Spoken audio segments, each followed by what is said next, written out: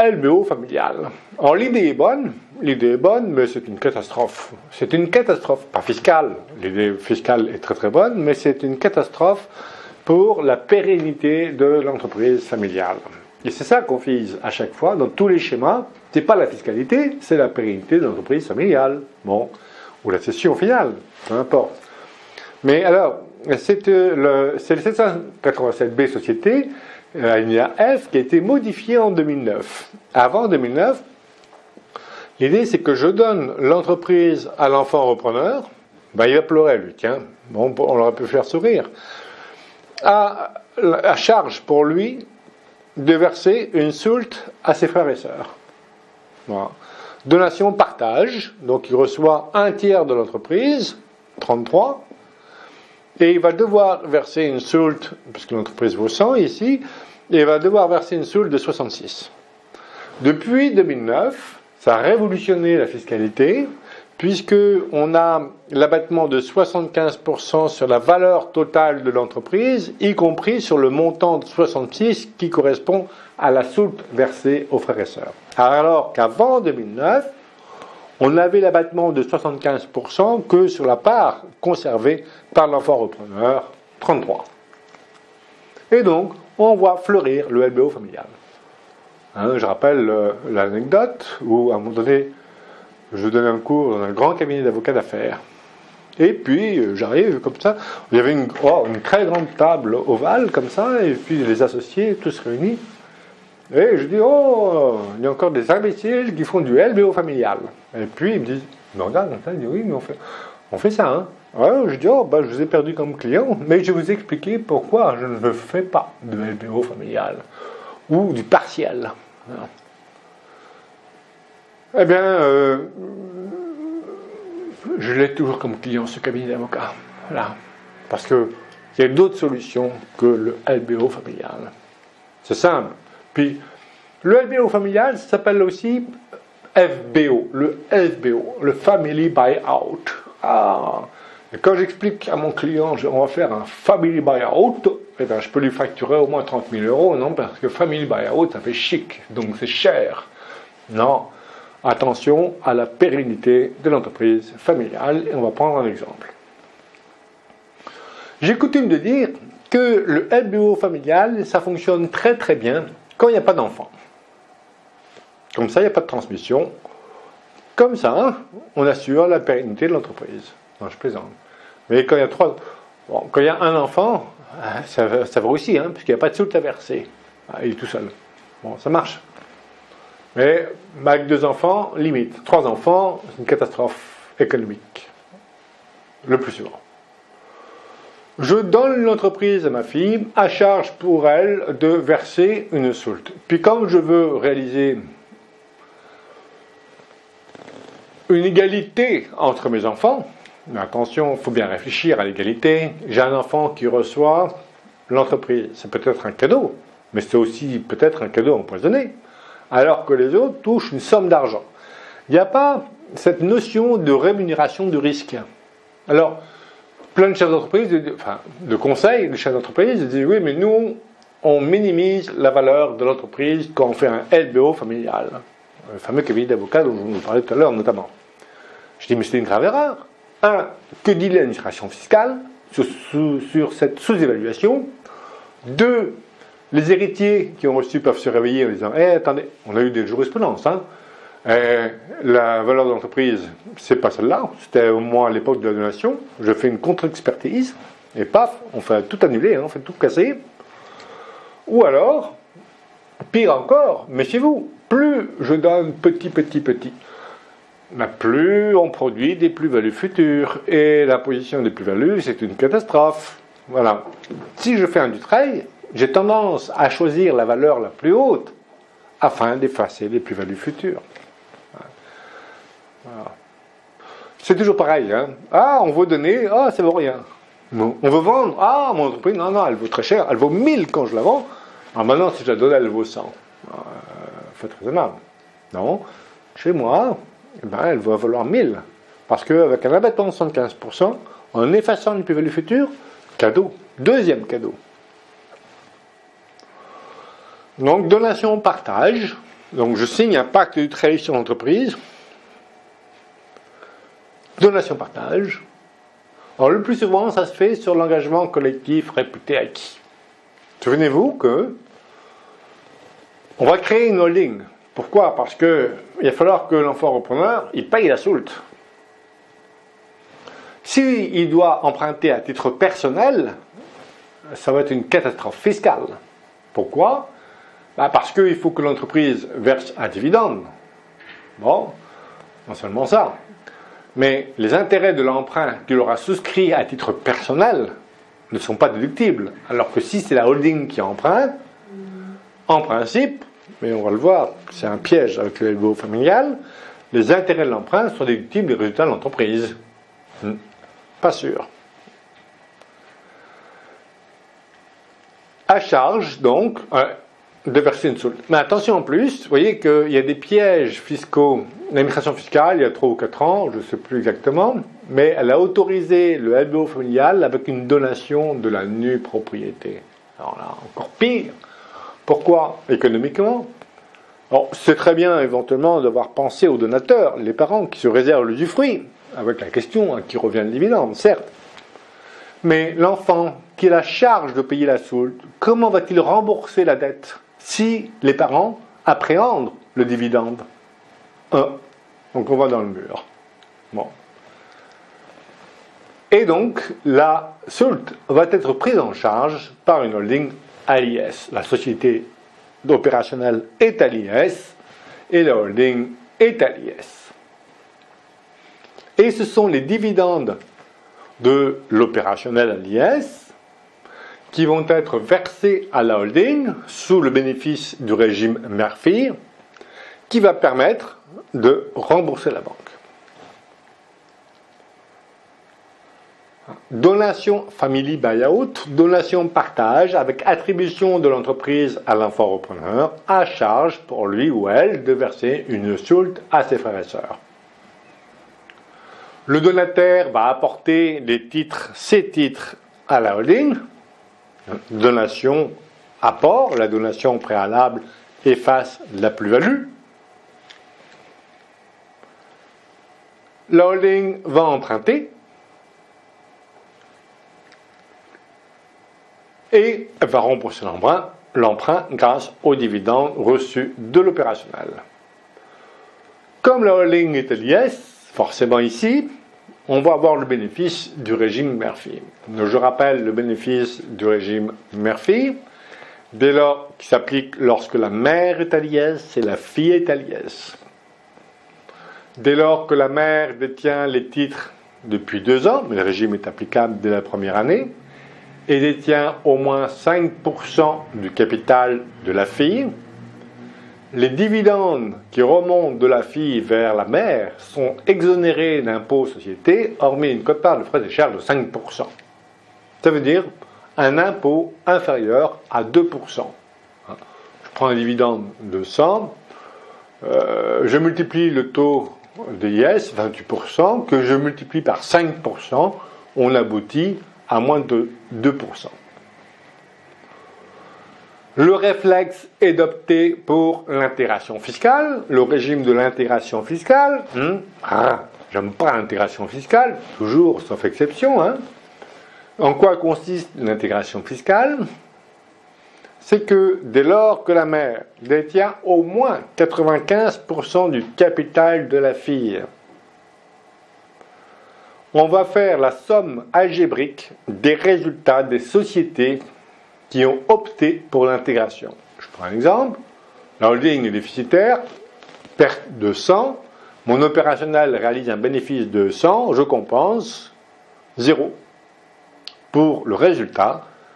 Et l'IS sur 0, c'est 0. Sinon, il faudrait peut-être opter pour le report en avant ou en arrière du déficit. Mais si on demande l'intégration fiscale, on va avoir normalement, compte tenu des textes, on a l'application de l'amendement dit Charras, qui s'applique aux opérations de vente à soi-même. Et normalement, on a l'application de la Montmorency-Charras. Alors, la Montmorency-Charras a pour conséquence de ne pas pouvoir déduire les intérêts de l'emprunt de la holding. Voilà. Parce que l'administration fiscale considère qu'un apport à la holding, on a vu que donation puis apport à la holding, elle considère dans ses instructions fiscales qu'un apport, c'est une vente. Et lorsque le vendeur contrôle l'acheteur, dans les opérations de rachat à soi-même, on a la non-déductibilité des intérêts de l'emprunt, ou la réintégration des intérêts de l'emprunt, mais ici elle vient d'être créée, donc c'est la non-déductibilité des intérêts de l'emprunt, pendant toute la durée de l'opération. Elle est belle celle-là. Bon, voilà. Alors il y en a qui me disent, mais non, c'est pas possible, on n'est pas l'application le Montmorency-Charras. Je suis désolé, mais tant que l'administration fiscale ne l'écrit pas, et écarte éventuellement l'application de la Montmorency-Charras, eh bien, il y a l'application de la Montmorency-Charras. Il faut lire des textes quand même. Il ne faut pas dire c'est pas possible. Bon. On peut se poser des questions au plan civil, au plan fiscal, c'est même pas la peine de se poser des questions. Hein. Une BOFIC, il n'y a pas plus imbécile. Hein. Voilà.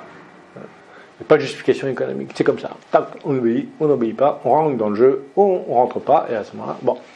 Donc, simplement, la Montmorency-Charras ne s'applique que si on demande l'intégration fiscale. Il n'y a pas de Montmorency-Charras si on ne demande pas l'intégration fiscale. Donc, il ne faut pas demander l'intégration fiscale. Bon, bref. Donc, je reprends mon exemple. Mon entreprise, 6,4 millions, acquise 400 000. Vous vous souvenez, hein? Donation. Et ici, donation de la pleine propriété, on va aboutir à 95 000 euros. Sur une entreprise qui vaut 6,4 millions.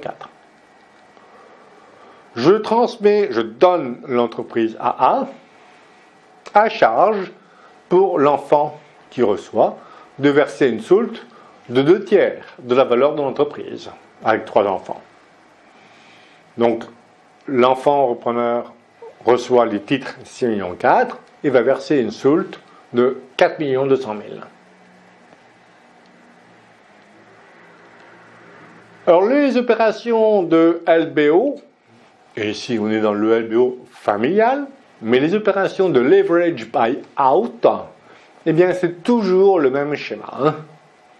C'est la holding emprunte pour acquérir, notamment, hein, alors pourquoi une holding? C'est souvent pour acquérir une cible. C'est la seule application des holdings.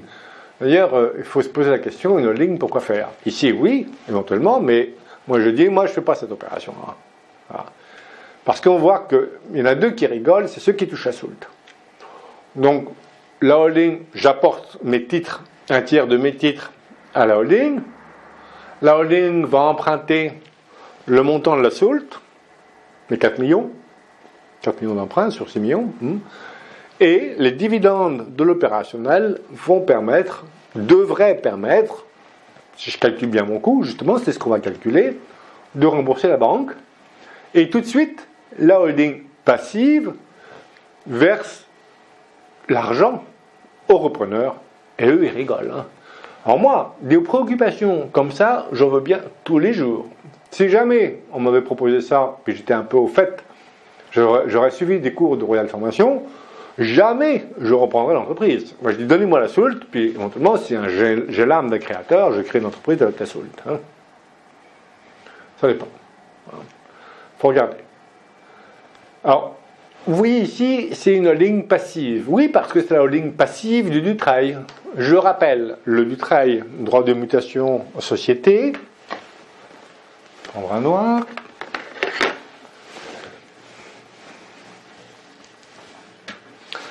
On pouvait apporter l'entreprise à une holding. Alors ici, je rappelle les phases du Dutreil, société. Je signe un pacte Dutreil. Je donne, je transmets jusqu'à la fin de l'engagement collectif de conservation, 2 ans, et je rentre dans l'engagement individuel, EIC, de conservation. Et ici, N'oubliez pas que quand on peut, je rappelle, quand on peut apporter à une holding, on peut apporter à une holding, bien sûr. Alors ici, on a la donation. Ici, on est dans la chronologie forcément avant la donation. Si je crée une holding et que j'apporte, on est forcément apport, donation. Et ici, on est dans la chronologie donation, apport à une holding. Donation, apport. Je rappelle qu'il est interdit, strictement interdit, ne me demandez pas pourquoi, interdit d'apporter à une holding entre la donation et la fin de l'engagement collectif de conservation. Donc, comme ici, on va rentrer tout de suite dans l'engagement collectif réputé acquis parce qu'on ne va pas attendre 2 ans pour payer la soulte. Sinon, ça peut poser des problèmes. Bon, on va le voir lesquels. Donc, je donne ici et après, bien sûr, on peut apporter une holding. Et ici, on peut apporter à une holding passive dirigée directement par un bénéficiaire de l'exonération. Elle est passive. Son seul objet social, c'est de détenir des titres de la société opérationnelle. En aucun cas, elle ne peut être active ou animatrice. Donc, elle n'a pas de recette. Elle détient exclusivement des titres de l'opérationnel. Elle peut toutefois détenir des titres d'autres sociétés à condition que les activités de ces sociétés sont soit similaires ou connexes et complémentaires. Et là, je ne raconte pas les difficultés. Lorsque on le rencontre dans les anciens textes de l'ISF, je suppose que les définitions vont être prises sur les activités soit connexes ou complémentaires. Bonjour, les explications.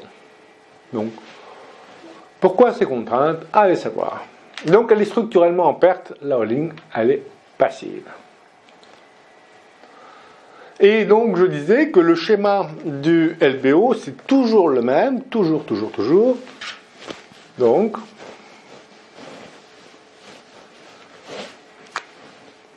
on a la holding qui souscrit un prêt auprès de la banque.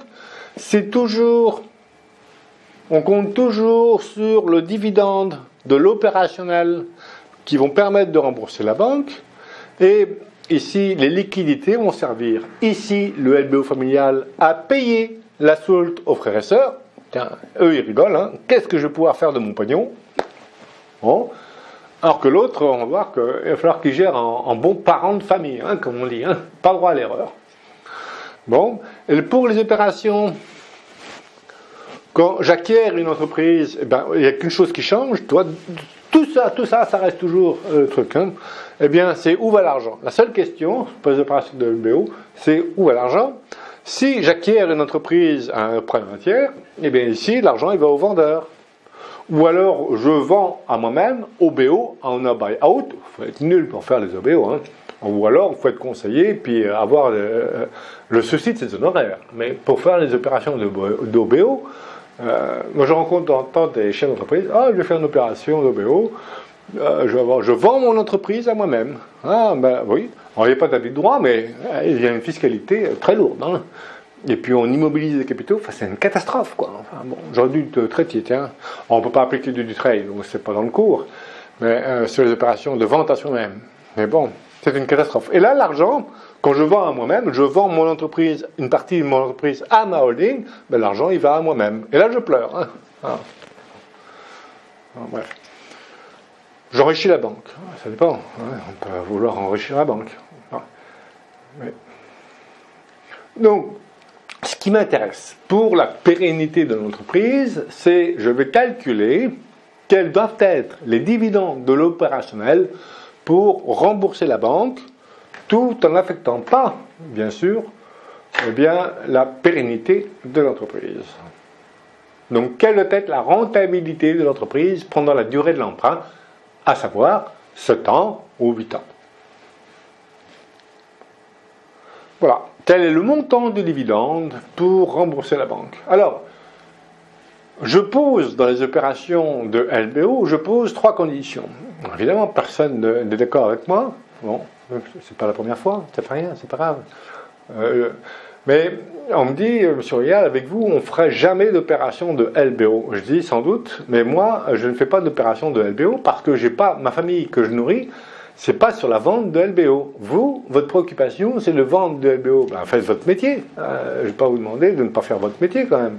Mais moi, je ne le fais pas. Pourquoi? Alors, j'ai été banquier dans ma jeunesse, on va dire ça comme ça. Et la première chose qu'on m'a dite dans la banque, c'est attention, hein. Le ratio fonds propres sur dette au moins égal à 1. Ben oui.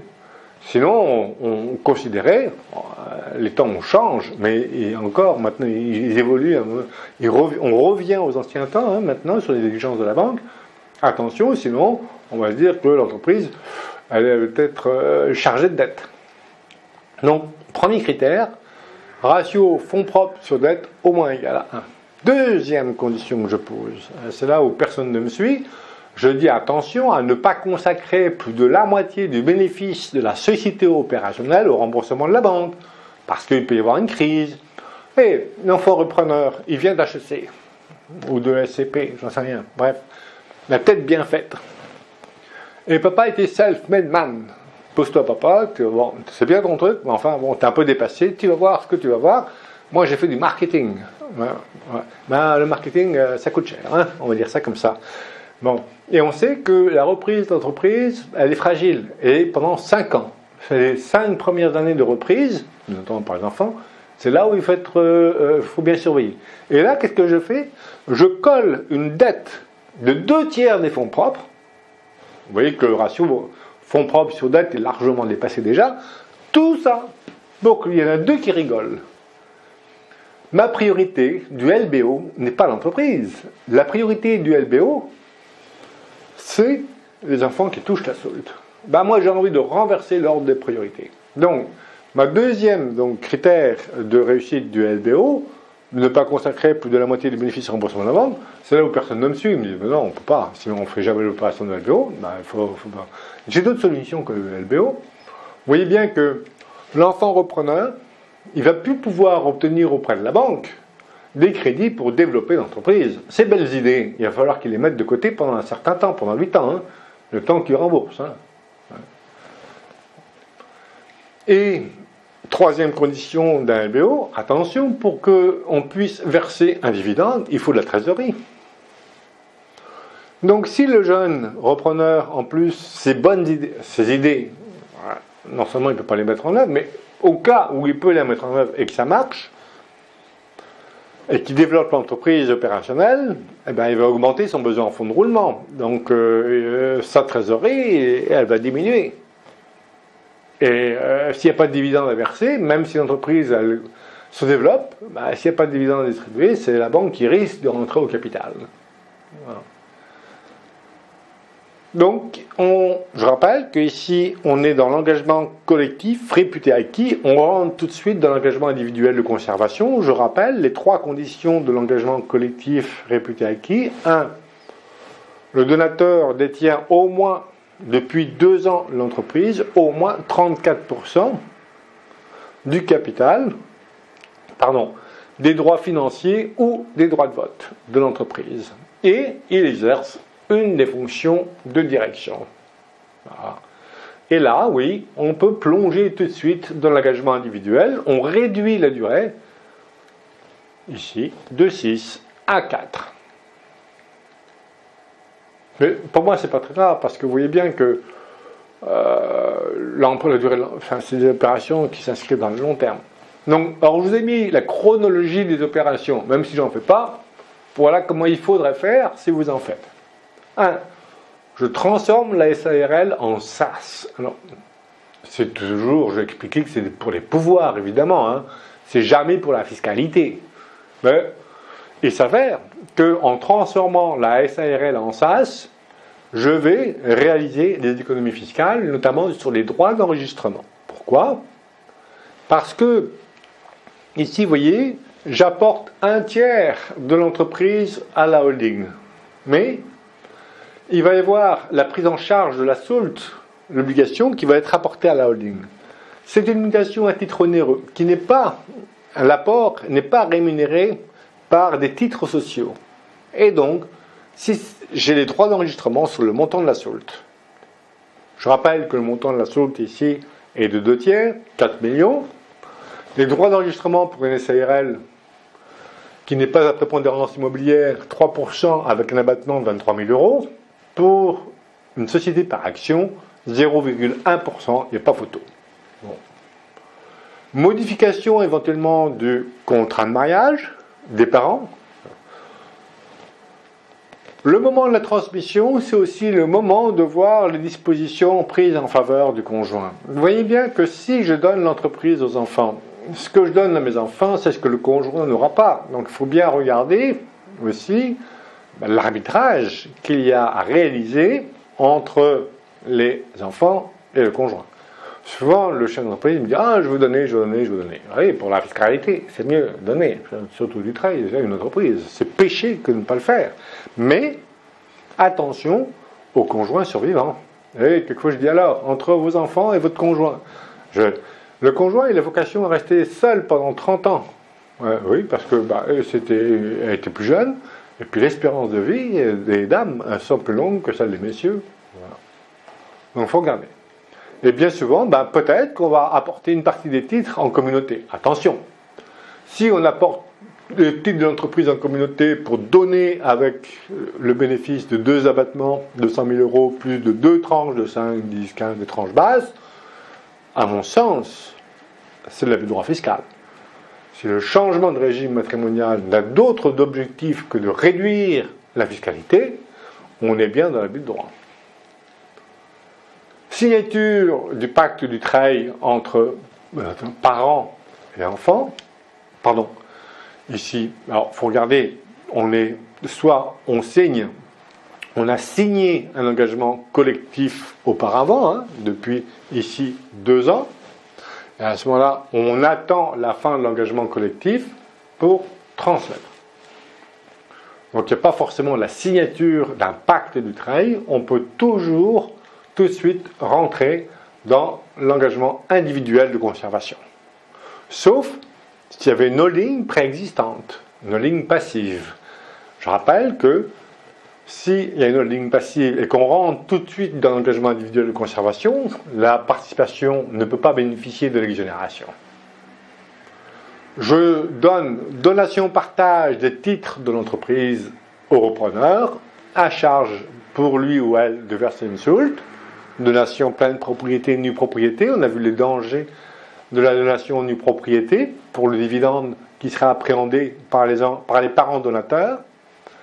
Et l'enfant repreneur apporte des titres à la holding passive, à l'IS. La holding emprunte pour payer la soulte. On transforme la SARL en SAS. On ajoute des actions de préférence.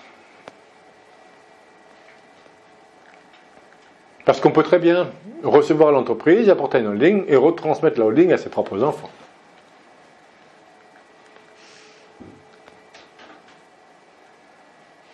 Éventuellement, perte du régime des TNS, de transformer une SARL en SAS, mais on économise sur les droits d'enregistrement. Attribution de l'entreprise à l'enfant repreneur, donc je calcule ma donation partage et j'aboutis aux 95 000 euros qu'on avait déjà calculé auparavant. Le montant de la soulte est de 4,2 millions. Le repreneur apporte les titres de l'opérationnel à l'holding passive à l'IS et on va avoir le régime mère-fille pour les dividendes de la fille versés à la mère. J'ai reçu l'entreprise, j'apporte les titres, l'apport est sujet à l'impôt sur la plus-value, IPV, mais la donation préalable a effacé la plus-value de l'apport. Les droits d'enregistrement sont dus sur le montant de la soulte, mais comme je transforme en SAS, c'est moins cher. Et voici le bilan d'ouverture de la holding passive. Fonds propres, capital 1/3 de la valeur de l'entreprise, ma part, 2/3 de dette. La holding va emprunter payer la solde. Les intérêts de l'emprunt sont déductibles des résultats de H, pas s'il y a application de la maman Charras. La holding contracte un prêt de 4,2 millions à 6% l'an pendant 8 ans. Bon, les taux d'intérêt sont ce qu'ils sont et ça peut bouger évidemment. Mais je vais calculer l'annuité à verser. L'annuité est de 670 000 euros pendant 8 ans.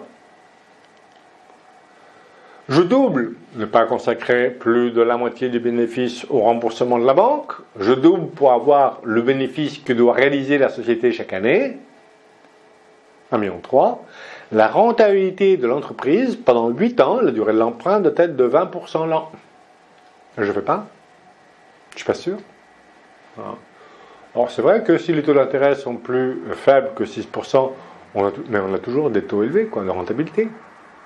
C'est pour ça qu'on ajuste, on réduit, pour que ça passe, on réduit la valeur de l'entreprise, il y a moins de soult à verser, on fait 2 mécontents. Bon. Puis on prend un peu plus que la moitié des bénéfices, on va aller jusqu'à 75%, 80% des bénéfices. S'il y a une crise, on ne va pas la passer la crise. Et c'est vrai que j'ai fait une donation partage égalitaire, donc on écarte le risque de l'action en réduction pour atteinte à la réserve. Alors, donation partage, oui et non, parfois. Alors, si c'est une donation partage, il vaut mieux qu'elle soit égalitaire.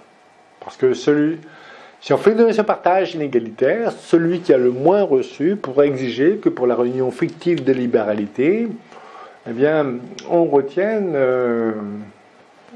les valeurs. Voilà.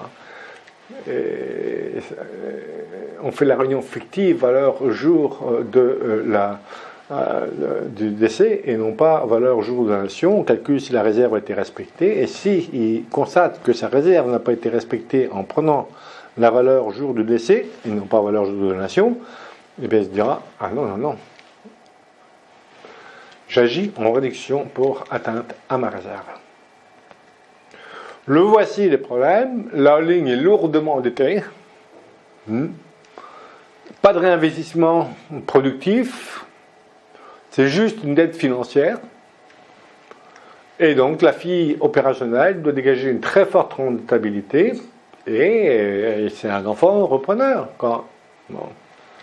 Même s'il a des bonnes idées, on a vu que ça pouvait coûter très cher. Et si on a demandé l'intégration fiscale pour pouvoir compenser les bénéfices et les pertes, eh bien, il y a application de la maman Charras. L'administration fiscale ne le dit pas. Si vous faites un LBO familial, il y a l'application de la maman Charras. Non, elle ne dit pas des choses comme ça. Mais, voilà.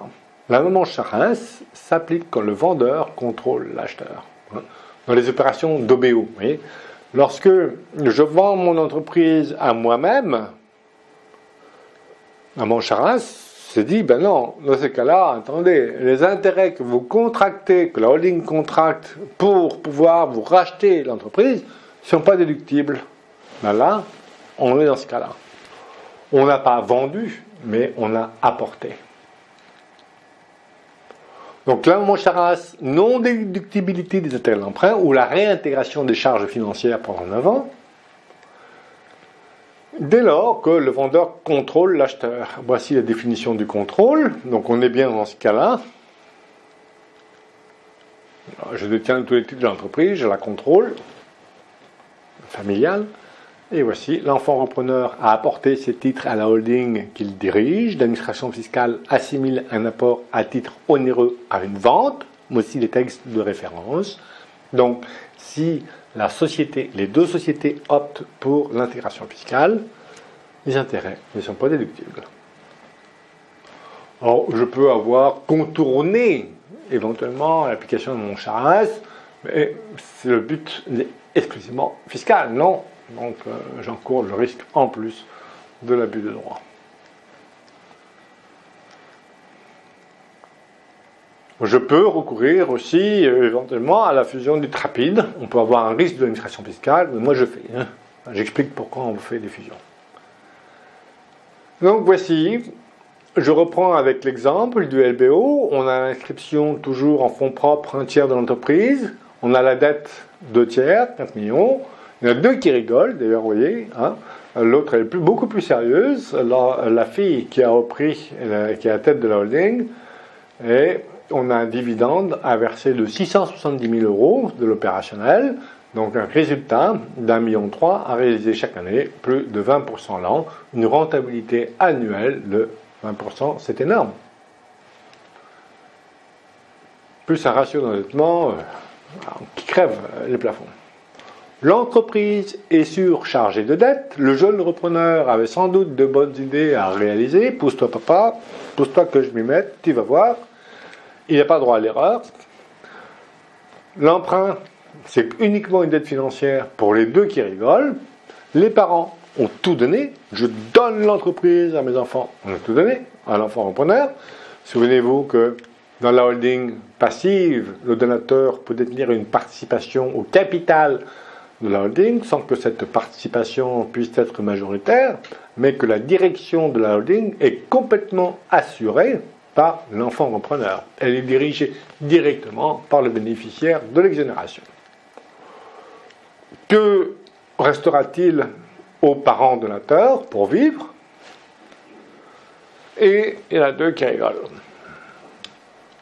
Qu'est-ce que je vais pouvoir faire de mon argent?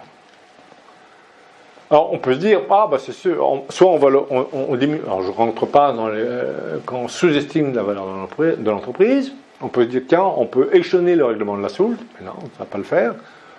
Mais alors, voilà, pour moi, la seule solution, c'est de donner des titres aux frères et sœurs également, les faire rentrer au capital pour réduire le montant de la Sould. Et quand l'entreprise ira bien, eh bien, à ce moment-là, la holding de l'enfant repreneur rachètera la participation de ses frères et sœurs. Et certes, si l'entreprise se développe bien, les frères et sœurs s'enrichissent, ou ça pourrisse, ça dépend comment marche l'entreprise, mais on peut déjà fixer la valeur dès à présent. Ne jamais recourir à une donation-partage inégalitaire, souscrire une assurance vie au profit du repreneur éventuellement, mais vous voyez le sentiment d'inégalité que vous allez créer, et puis ça suppose que les parents ont encore beaucoup d'argent autre que l'entreprise qu'ils ont tout donné. Les frères et sœurs peuvent renoncer par anticipation à l'action réduction. Ça, c'est une bonne idée. Dès que j'ai les moyens, tant que je suis en vie, je pousse le dirigeant à faire renoncer les enfants à l'action réduction par avance. Alors, c'est un peu rare, la renonciation anticipée à l'action réduction. C'est, en quelque sorte, mais c'est improprement parlé, de renoncer à sa réserve. Voilà. Allonger la durée de l'emprunt, mais la banque, au-delà de 8 ans, elle ne sait pas faire. Et puis, alors, on a des solutions alternatives avec le link qu'on va évoquer tout à l'heure. Échelonner le règlement de la Sould, ça ne fonctionne pas, parce que s'il y a une diminution ou une augmentation de la valeur des titres de plus du quart depuis le partage, les sommes restant dues augmentent ou diminuent dans la même proportion. Donc la Sould risque d'augmenter ou voire de baisser, mais si elle baisse, ce n'est pas bon signe, c'est que la valeur de l'entreprise, elle baisse. Donation-partage inégalitaire, c'est ce que je vous disais tout à l'heure, si moi, qui est le moins reçu, je pourrais exiger qu'on fasse le calcul de la réserve valeur, non pas jour de la donation partage, elle ne fiche pas la valeur, je dis non, j'ai reçu moins, donc j'exige qu'on prenne la valeur jour du décès. Donc vous voyez, ça rend une donation partage, ça risque fort de rendre une donation partage totalement inefficace. Associer donation et vente, conserver les pouvoirs, les parents. Donc voilà, j'ai d'autres solutions où les parents ne donnent pas tout, mais ils gardent. Ils peuvent à un moment donné obtenir des revenus. Et je peux à la fois concilier les intérêts divergents des repreneurs majoritaires et des minoritaires.